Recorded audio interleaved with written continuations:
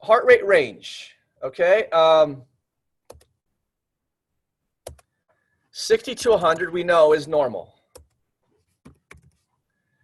All right, so normal heart rate range we know is 60 to 100. Now what you're going to want to do is you're going to want to highlight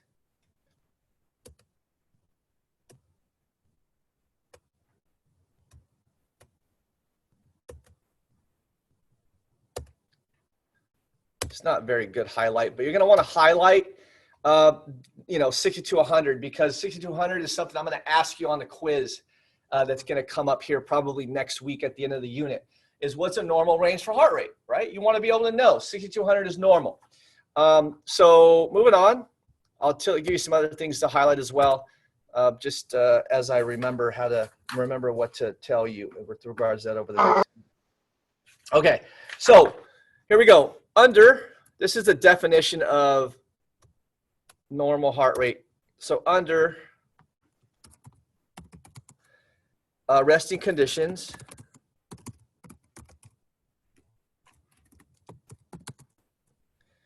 a normal sinus heart rhythm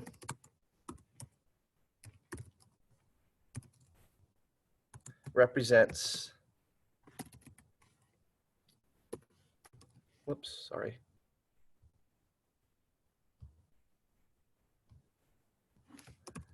Represents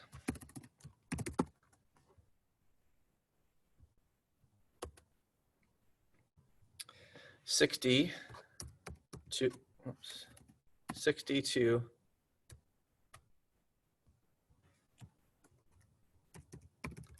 100 cardiac cycles per minute. Okay, and so you also, if you don't have the sheet, this is also something where you could write in on a separate sheet of paper just to notes and then copy it over eventually at some point. Okay, so a higher than normal heart rate, which rises above 100, is called tachycardia. Okay, so you're going to want to, again, highlight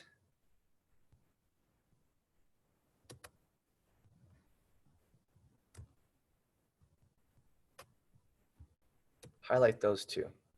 And you want to highlight bradycardia on the previous sheet too. So tachycardia is medically defined as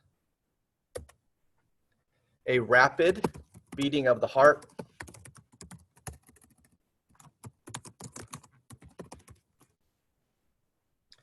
conventionally applied to rates over 100 per minute.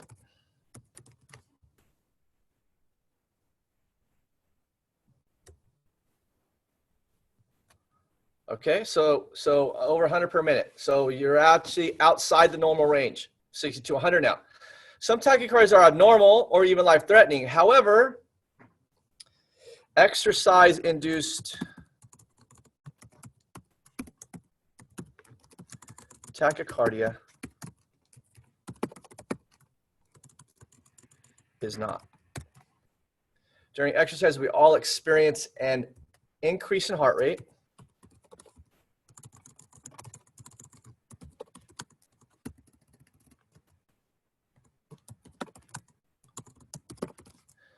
The heart must increase in rate to deliver oxygen to the tissues via the blood.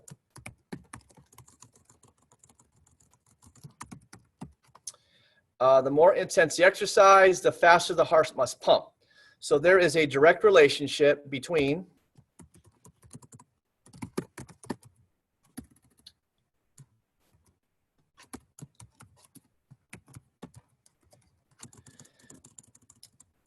the intensity of exercise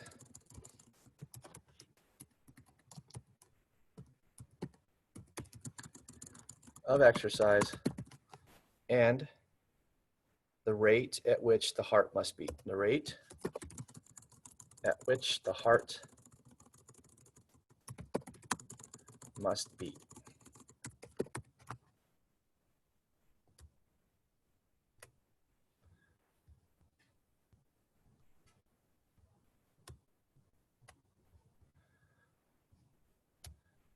Okay, so tachycardia can also be considered abnormal.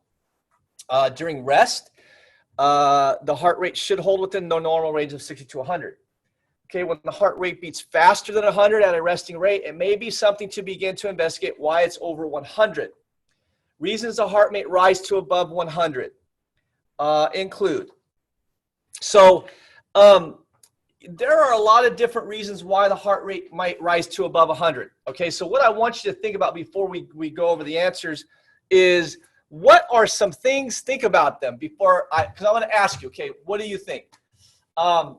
What are some things that can either externally, right, external, or even internal, right?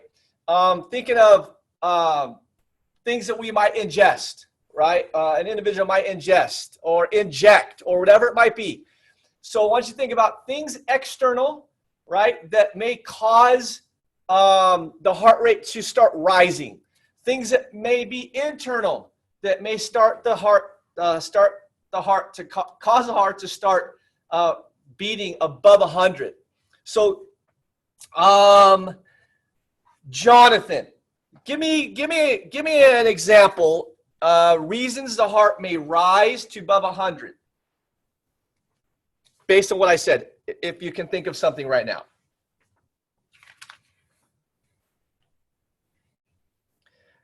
Jonathan, you there?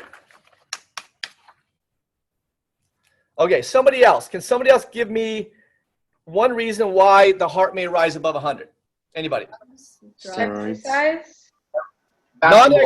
Non-exercise stuff. Something else. Anxiety. Drugs. Okay, good. Drugs and anxiety. Excellent. So we're going to go, we'll go drugs first. Drugs, prescription,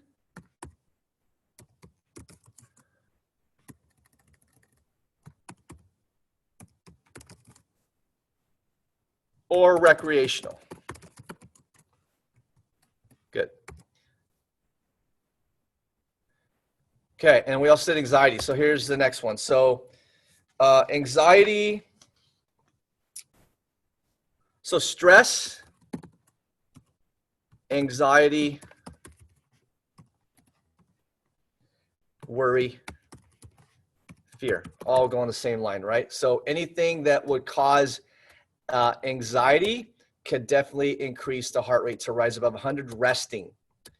Now, if I have a resting pulse of 60, stress may not raise my heart rate above 100. It might raise it to 80.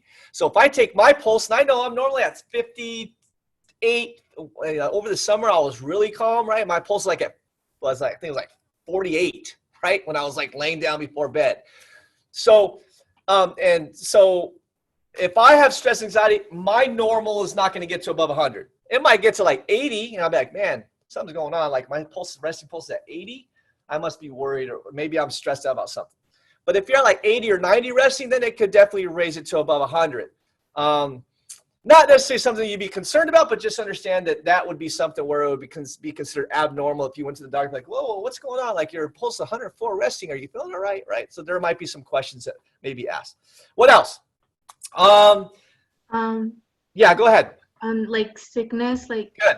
Illness. Awesome. Yeah. Illness, such as the flu. And someone else mentioned in class the other day, which I like. I'll add to it.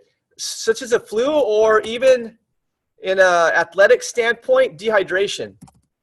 Okay, so dehydration is a heat-related illness, right? So it can definitely spike the heart rate to rise above 100. Absolutely. So illness such as the flu, we'll say illnesses, such as the flu or dehydration. And other illnesses can too, not just have to be the flu, but illnesses as well, just in general. What about anybody else have an idea? What about morning time? You're sleepy, right? You got to go to Starbucks. What do you think? Caffeine. Yeah, right. Caffeine, okay, is a stimulant, right? So it can definitely spike the heart rate to rise above 100. Maybe if you don't drink caffeine every day, but at least one day. Say you drink it one day, definitely can increase the heart rate. Now again, I'm at 60 beats resting. I take caffeine, I might be at 80, right? So it's not going to spike me up to 100. And then the last one is Heat. like an abnormal heart condition. Okay. Something that's faulty, something going on with the heart, causing the heart rate to rise.